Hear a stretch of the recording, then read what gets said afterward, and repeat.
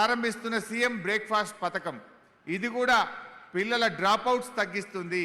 పిల్లల్లో రక్తహీనతను, ముఖ్యంగా ఆడపిల్లల్లో రక్తహీనతను తగ్గించి ఆ పిల్లలు ఆరోగ్యంగా ఉండడానికి చేస్తుంది.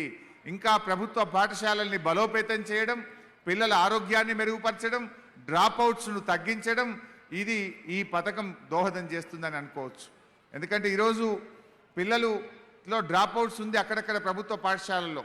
ఈ సీఎం బ్రేక్ఫాస్ట్ పథకము తప్పకుండా డ్రాప్అవుట్స్ను కూడా తగ్గిస్తుంది. ఇప్పటికే 9th 10th కూడా మనం మధ్యాహ్న భోజనం పెడుతున్నాం. కేంద్ర ప్రభుత్వం 9th 10th మధ్యాహ్న భోజనం ఇవ్వలేదు. అనేక రాష్ట్రాల్లో 9th 10th కూడా మధ్యాహ్న భోజనం పెట్టలేరు.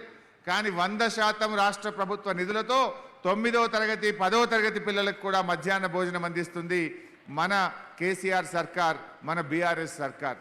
ఈ రకంగా ఏ కార్యక్రమం చేసినా దాని వెనుక ఒక ఫలితం మనం సాధించాం.